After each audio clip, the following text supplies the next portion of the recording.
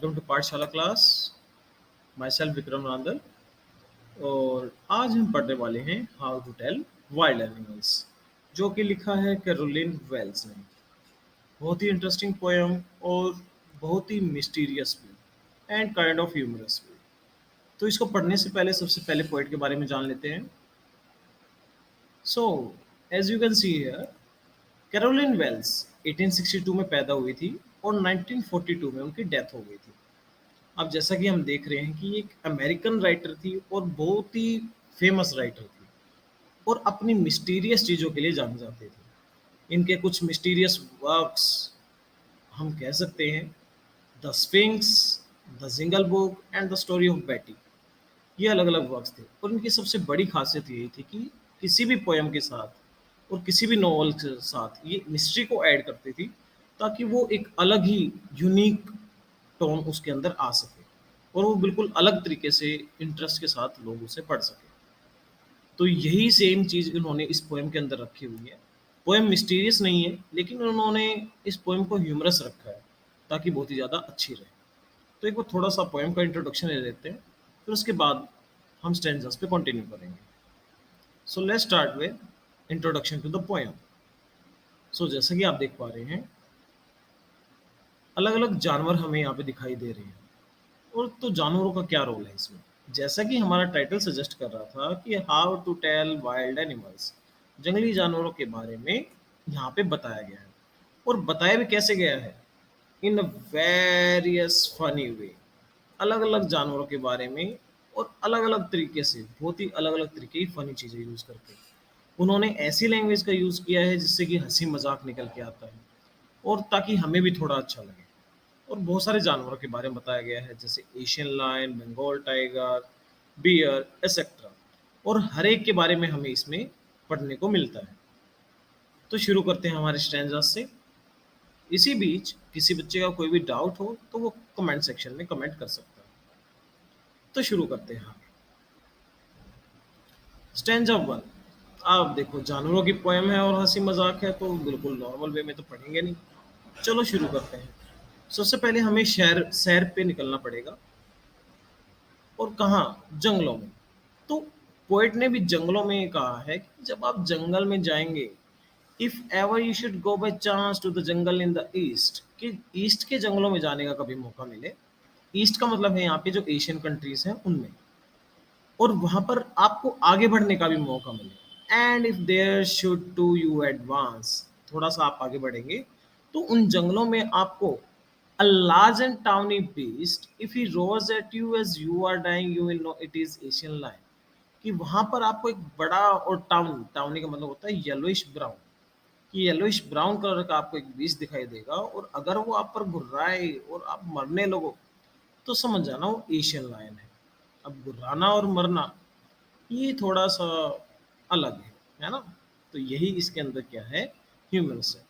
मतलब जंगली जानवर के बारे में बता रहे हैं और इस तरीके से प्रेजेंटेशन। Oh nice. सो ये था हमारा स्टैंजा नंबर वन। तो स्टैंजा नंबर वन में बताया गया हमें लायन के बारे में। अब बढ़ते हैं नेक्स्ट स्टैंजा पे। Stanza number two. इसमें कहा है, और if some time when roaming around a noble wild beast greets you with black streaks on a yellow ground, just notice if he eats you. This simple rule you may learn the Bengal tiger to discern। कि जब आप आगे की तरफ रोम करेंगे मतलब आगे की तरफ घूमेंगे, एक नोबल, नोबल का मतलब होता है फुल ऑफ करेज, मतलब ब्रेव। यहाँ पे आप कह सकते हो एक बहादुर। वाइल्ड बीस्ट का मतलब जंगली जानवर। कि जब आप आगे की तरफ बढ़ेंगे और एक ऐसा जानवर आपको मिल जाए, जंगली जानवर आपको मिल जाए, जिसकी स्किन येलो कलर की हो और उस पे काली धारियाँ हों और ऐसा लगे कि जैसे कि वो आपको खाने के लिए आ रहा है, तो समझ जाना आपको एक चीज़ तो सीखनी पड़ेगी कि वो बंगाल टाइगर है। क्योंकि उसको देख पाना और नोटिस करना बड़ा ही मुश्किल होता है।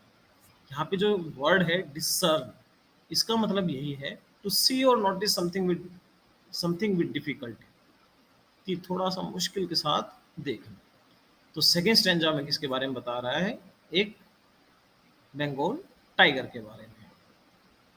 सो अब आगे बढ़ते हैं, हमारे next move to the next stanza, stanza number three. तो अगर थोड़ा-सा और आगे बढ़ेंगे, इफ स्ट्रॉलिंग, स्ट्रॉलिंग का मतलब है धीरे-धीरे आगे की तरफ बढ़ना। If strolling fourth, fourth means आगे की तरफ। अब बीस्ट यू व्यू, जैसे ही हम जंगलों में और आगे बढ़ेंगे, तो हमें एक और बीस्ट दिखाई देगा। तो यहाँ पर हम क्या कर रहे हैं, जंगलों में आगे बढ़ते जा रहे हैं, अलग-अलग जानवर हमें दिखते हुए जा रहे हैं। तो जैसे ही हम आगे बढ़ेंगे, हमें एक जानवर दिखाई देगा, whose hide with spots is peppered। Hide शब्द का मतलब यहाँ पे छिपना नहीं है। हाइड शब्द का मतलब है यहाँ पे हड्डियां, कि उसकी हड्डियां हमें दिखाई देंगी, जैसे कि उसके ऊपर, मतलब जो स्किन की लेयर है, उसके ऊपर किसी ने स्पॉट्स को छिड़क दिया हो, धब्बों को छिड़क दिया हो।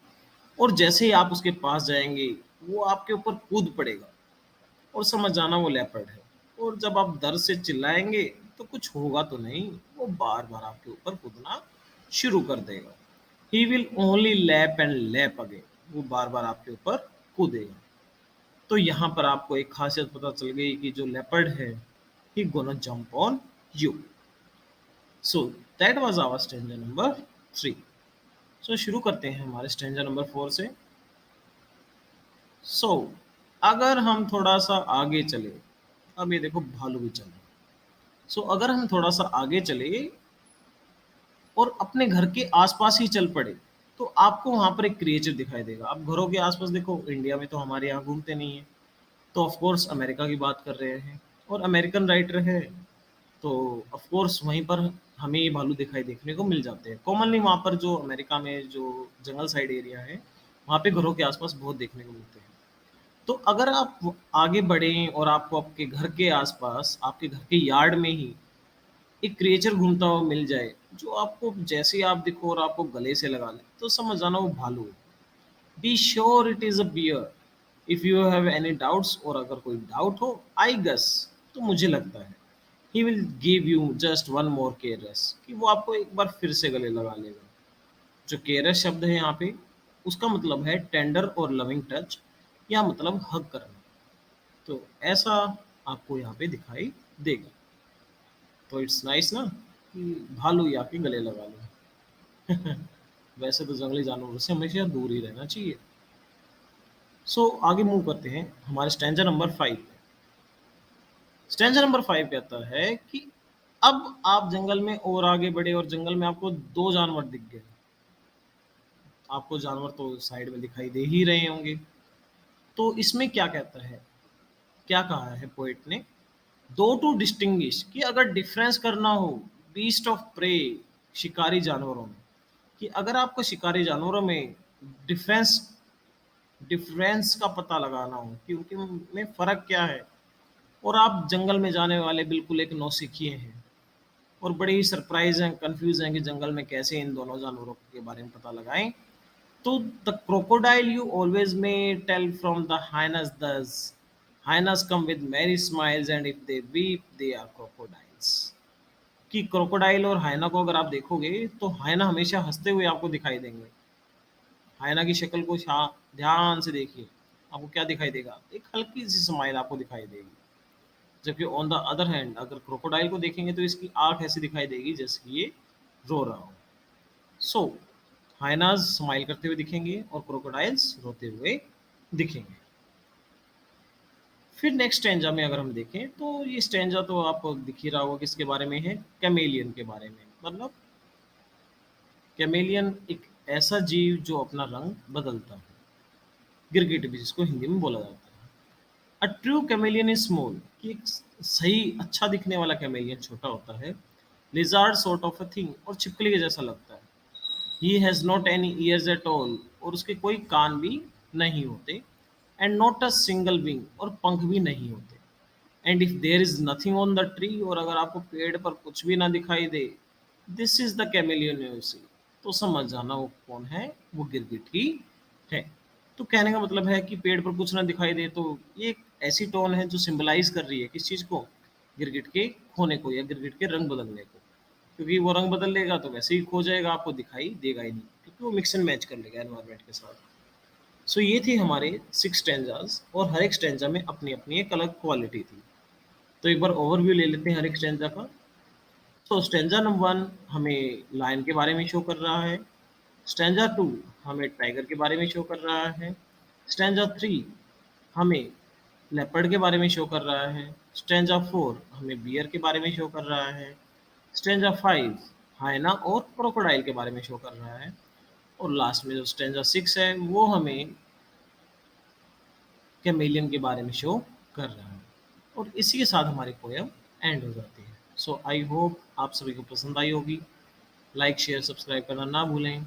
और किसी भी बच्चे को कोई भी डाउट रहता है, कोई भी क्वेश्चन या किसी भी चैप्टर के बारे में आप एक और वीडियो चाहते हैं, तो you can write down in comment section. I am always free for the questions.